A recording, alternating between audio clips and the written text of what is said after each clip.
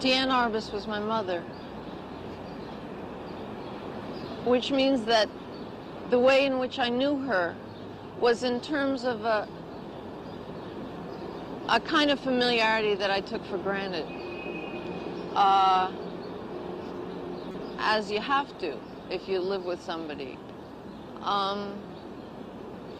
The way I knew her photographs, I mean, some of them still to me, I remember as torn pieces of paper that she would bring back from the darkroom. I remember them tacked on walls, you know, around her bed or on this wooden screen she had in one place we lived. And I had an enormous sense that photography was a kind of secret of hers. I don't mean that the process was secret or that she was secretive about it, because she really loved to tell about it. And she loved to tell about sort of where she'd gone and who she'd been with, and but that something about what happened when she was there was a secret. I think it may have something to do with the way in which she grew up. She grew up in New York, mostly on Central Park West. And her father owned Russik's, which was this huge Fifth Avenue department store. And there was a sense about her whole childhood. And again, I mean, as I heard it from her, it sort of filtered in so that now I don't know, I really feel like I knew it. I mean, I used to feel as a kid like I'd been there. There was an enormous sense of what was prohibited. And I think that photographing for her had enormously to do with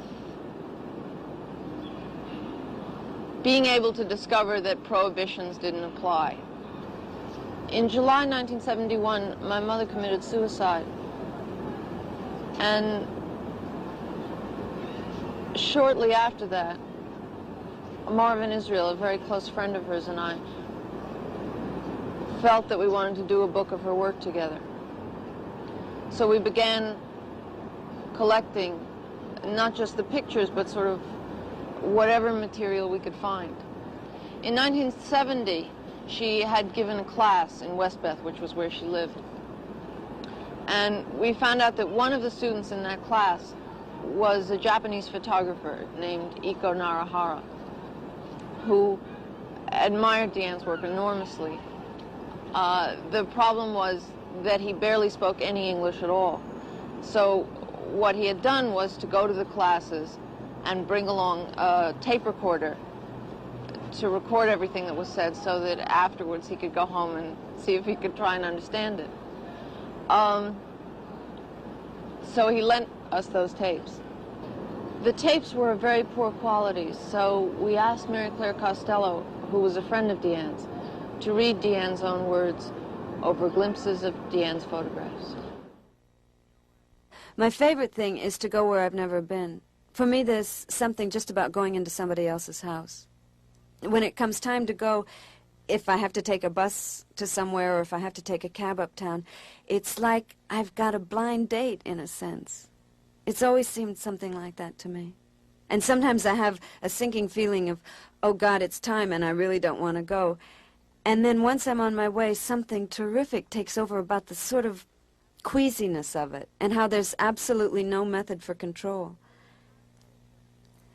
If I were just curious, it would be very hard to say to someone, I want to come to your house and have you talk to me and tell me the story of your life. I mean, people are going to say you're crazy. Plus, they're going to keep mighty guarded. But the camera is a kind of license. And for a lot of people, they want to be paid that much attention. And that's a reasonable kind of attention to be paid.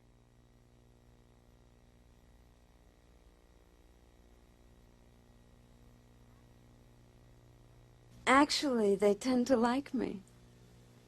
I'm extremely likable with them. I think I'm kind of two-faced. I'm very ingratiating. It really kind of annoys me. I'm just sort of a little too nice. Everything is, oh. And I hear myself saying, how terrific. And here's this woman making a face. I really mean it's terrific. I don't mean I wish I looked like that. I don't mean I wish my children looked like that. I don't mean in my private life I want to kiss you, but I mean that's amazingly, undeniably something. There are always two things that happen. One is recognition, and the other is that it's totally peculiar. But there's some sense in which I always identify with them. Everybody has that thing where they need to look one way, but they come out looking another way. And that's what people observe. You see somebody on the street, and essentially what you notice about them is the flaw. It's just extraordinary that we should have been given these peculiarities, and not content with what we were given, we create a whole other set. Our whole guise is like giving a sign to the world to think of us in a certain way. But there's a point between what you want people to know about you and what you can't help people knowing about you. And that has to do with what I've always called the gap between intention and effect. I mean, if you scrutinize reality closely enough, if in some way you really, really get to it, it becomes fantastic. You know, it really is totally fantastic that we look like this, and you sometimes see that very clearly in a photograph. Something is ironic in the world, and it has to do with the fact that what you intend never comes out like you intend it. What I'm trying to describe is that it's impossible to get out of your skin into somebody else's, and that's what all this is a little bit about. That somebody else's tragedy is not the same as your own. Another thing is a photograph has to be specific. I remember a long time ago when I first began to photograph, I thought there are an awful lot of people in the world and it's going to be terribly hard to photograph all of them. So if I photograph some kind of generalized human being, everybody will recognize it. It'll be like what they used to call the common man or something like that. It was my teacher, Lisette Model, who finally made it clear to me that the more specific you are, the more general it'll be. You really have to face that thing. And there are certain evasions, certain nicenesses that I think you have to get out of. The process itself has a kind of exactitude, a kind of scrutiny that we're not normally subject to. I mean, that we don't subject each other to. We're nicer to each other than the intervention of the camera is going to make us. It's a little bit cold, a little bit harsh. Now, I don't mean to say that all photographs have to be mean. Sometimes they show something really nicer, in fact, than what you felt, or oddly different. But in a way, this scrutiny has to do with not evading facts, not evading what it really looks like. Freaks was a thing I photographed a lot. It was one of the first things I photographed, and it had a terrific kind of excitement for me. I just used to adore them. I still do adore some of them. I don't quite mean they're my best friends, but they made me feel a mixture of shame and awe. There's a quality of legend about freaks, like a person in a fairy tale who stops you and demands that you answer a riddle. I mean, if you've ever spoken to someone with two heads, you know they know something you don't. Most people go through life dreading they'll have a traumatic experience. Freaks were born with their trauma. They've already passed their test in life. They're aristocrats. I'm very little drawn to photographing people that are known, or even subjects that are known. They fascinate me when I've barely heard of them, and the minute they get public, I become terribly blank about them. From the beginning, she started to photograph completely differently from other people. But this difference was a difference she wanted. It was a preconceived difference to be, by all means and under all circumstances, original and unique. And then it had to be explained to her that there are great artists in every era who are so new and so different that nobody can understand them. The ears or the eyes are not used to it. And they maybe the ones who really contribute to the medium. But at the same time, there are other artists, and they work also in a non-understandable kind of a way. Nobody could understand what they are doing. And they are phonies, and they work with illusions and fantasies. And that this kind of a difference is extremely important to understand. So Diane said to me, you know, she said, I went to the School of Culture, Ethical Culture, where a child, whatever a child did, was considered the work of a genius. So I had never an occasion to find out what's good, what's bad, what's truth, and what's false. And from that moment on, Diane did not bring any more of these pictures. And she started in another way. She had an enormous, different kind of wide subject matter range. And besides the subject matter she had in usual things, she had also her specific subject matter, which of course was the most important, which was to photograph freaks, homosexuals, lesbians, cripples, sick people, dying people, dead people. But she did it very differently from other people. You see, most people look away when they see this subject matter, whereas Diane did not look away, and that takes courage and independence. And I think it is the first time, as far as I know, in history of photography, that somebody would photograph this kind of people who are discriminated, and we are afraid to look at them, because deep down in ourselves we feel we are still crippled somewhere, even if it isn't outside. And she photographed them humanly, seriously, and functioning in their lives. And that was an extraordinary kind of an achievement. She said once to me she wanted to have stillness in her photographs. And she posed everybody, either in the streets or in their homes, and let them look directly at her or into the camera.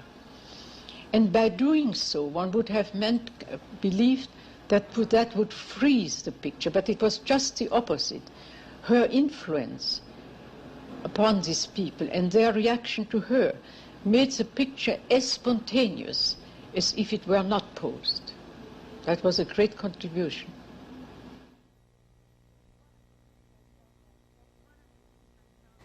One of the things I felt I suffered from as a kid was I never felt adversity. I was confirmed in a sense of unreality, which I could only feel as unreality. And that sense of being immune was, ludicrous as it seems, a painful one. It was as if I didn't inherit my own kingdom for a long time. The world seemed to me to belong to the world. I could learn things, but they never seemed to be my own experience. I wasn't a child with tremendous yearnings. I didn't worship heroes. I didn't long to play the piano or anything. I did paint, but I hated painting, and I quit right after high school because I was continually told how terrific I was. It was like self-expression time, and I was in a private school, and their tendency was to say, "What would you like to do?" And then you did something, and they said, "How terrific." It made me feel shaky. I remember I hated the smell of the paint and the noise it would make when I put my brush to the paper. Sometimes I would not really look, but just listen to this horrible sort of squish, squish, squish. I didn't want to be told I was terrific. I had a sense that if I was so terrific at it, it wasn't worth doing. I like to put things up around my bed all the time, pictures of mine that I like and other things, and I change it every month or so. There's some funny subliminal thing that happens. It isn't just looking at it, it's looking at it when you're not looking at it. It really begins to act on you in a funny way. I suppose a lot of these observations are bound to be after the fact. I mean, there's nothing you can do to yourself to get yourself to work. You can't make yourself work by putting up something beautiful on the wall, or by knowing yourself. Very often, knowing yourself isn't really going to lead you anywhere. Sometimes it's going to leave you kind of blank.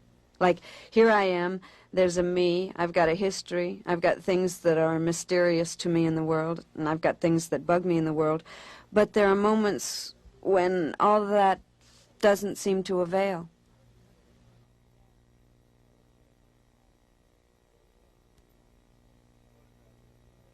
Each photograph for DIANE was an event, and it could be said, although it could be argued, that for DIANE the most valuable thing wasn't the photograph itself, the art object. It was the event, the experience.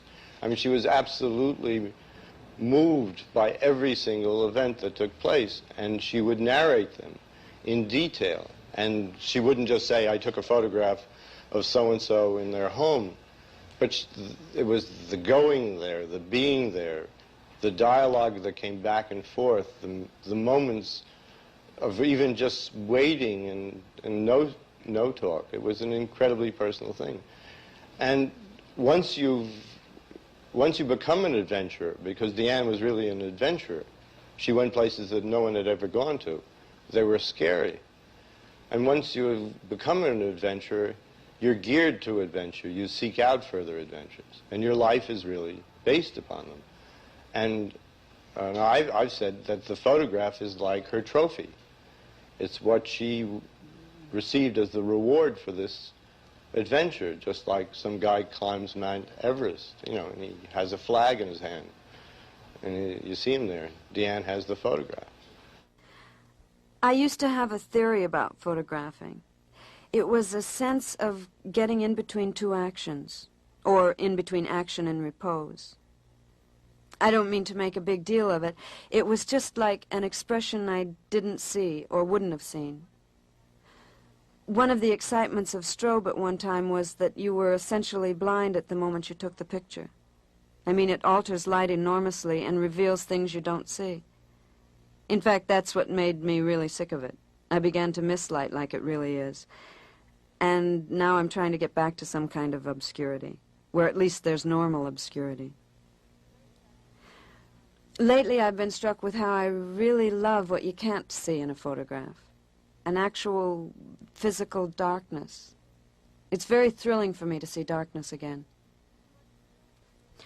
What's thrilling to me about what's called technique, I hate to call it that because it sounds like something up your sleeve, but what moves me about it is that it comes from some mysterious, deep place.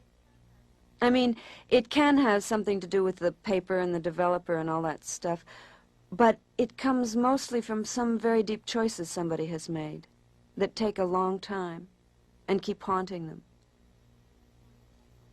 Invention is mostly this kind of subtle, inevitable thing. People get closer to the beauty of their invention. They get narrower and more particular in it. Invention has a lot to do with a certain kind of light some people have, and with the print quality and the choice of subject. It's a million choices you make. It's luck, in a sense, or even ill luck. Some people hate a kind of complexity. Others only want that complexity. But none of that is really intentional. I mean, it comes from your nature, your identity. We've all got an identity. You can't avoid it. It's what's left when you take everything else away. I think the camera is something of a nuisance in a way. It's recalcitrant. It's determined to do one thing, and you may want it to do something else. And you have to fuse what you want and what the camera wants. It's like a horse. Well, that's a bad comparison because I'm not much of a horseback rider. But I mean, you get to learn what it will do. I've worked with a couple of them. One will be terrific in certain situations, or I can make it be terrific. Another will be very dumb, but sometimes I kind of like that dumbness. It'll do, you know. I get a great sense that they're different from me. I don't feel that total identity with the machine.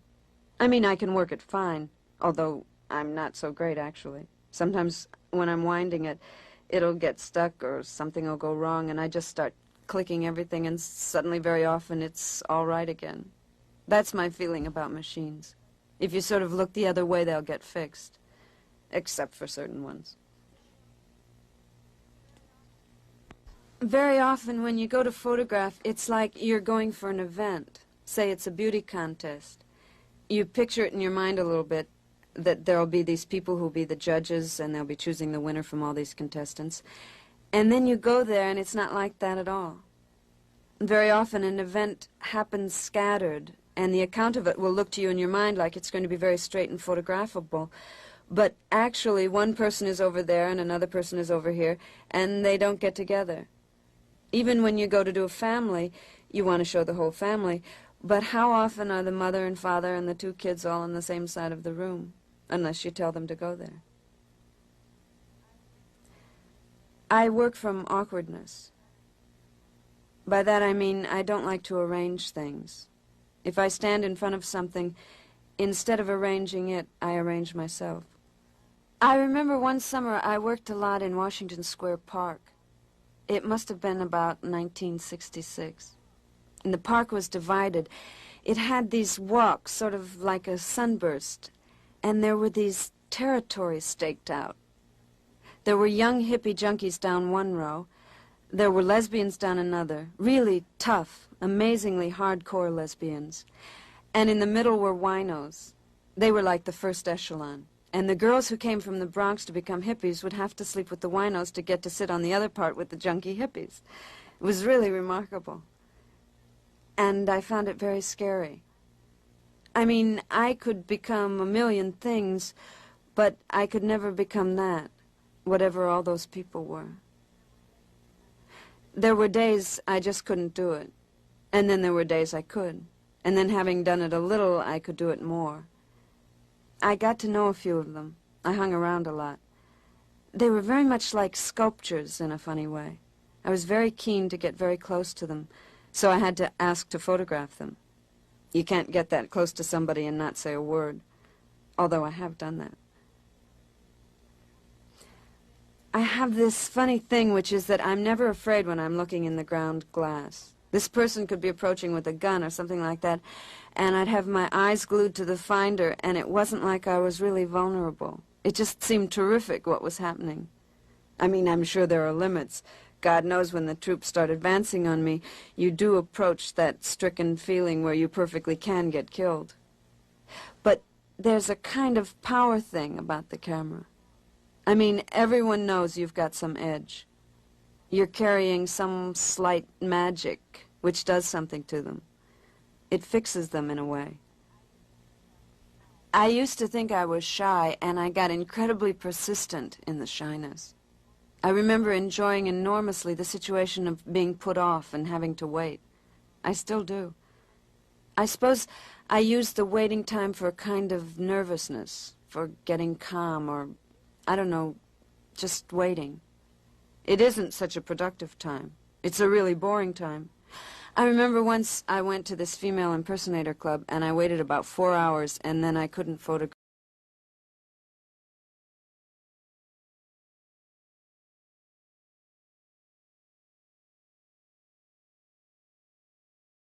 It was boring, but it was also mysterious. People would pass. And also I had a sense of what there was to photograph that I couldn't actually photograph, which I think is quite enjoyable sometimes. The Chinese have a theory that you pass through boredom into fascination, and I think it's true. I would never choose a subject for what it means to me or what I think about it. You just choose a subject, and what you feel about it, what it means, begins to unfold if you just plain choose a subject and do it enough. So much of photography has been concerned, perhaps especially in recent decades, with making the photograph look good, almost with a kind of visual athletics, perhaps, with formal games that can be played so well and so enchantingly and fascinatingly with photography, or with more peripheral problems, such as how to make photography look like other fine arts. Diane knew that Edward Sagan said once that photography was born perfect. And Diane knew that.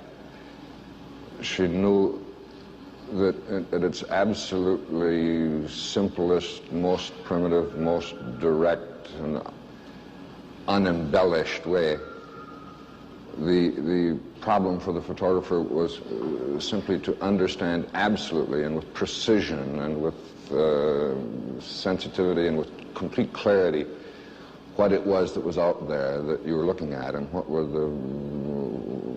the secret meanings that exist wherever one looks, if one looks with enough intelligence and enough wit and enough precise enough intuitions. The influence that she's had has been simply enormous, because it looked, when all of us, when we first looked at Diane's pictures, it was almost as though we were starting again, as though we were back in the days of the daguerreotype, or back in the days of Matthew Brady, and it was a new, fresh, unused medium again. All the fanciness had been stripped away, and all that was left was the marvelous, clear, airless experience of life, absolutely without any interposition of concern for effect or concern for, in a sense, any concern for art. Of course, that's not really true. She was always an artist, and she knew she was an artist. Her way of being an artist, you know, was to conceal that fact as fully as she could from us when we looked at the pictures. The thing that's important to know is that you never know. You're always sort of feeling your way. One thing that struck me very early is that you don't put into a photograph what's going to come out, or vice versa. What comes out is not what you put in. I never have taken a photograph I've intended. They're always better or worse. For me, the subject of the picture is always more important than the picture, and more complicated. I do have a feeling for the print, but I don't have a holy feeling for it. I really think what it is what it's about. I mean, it has to be of something, and what it's of is always more remarkable than what it is. I do feel I have some slight corner on something about the quality of things. I mean, it's very subtle and a little embarrassing to me, but I really believe there are things which nobody would see unless I photographed them.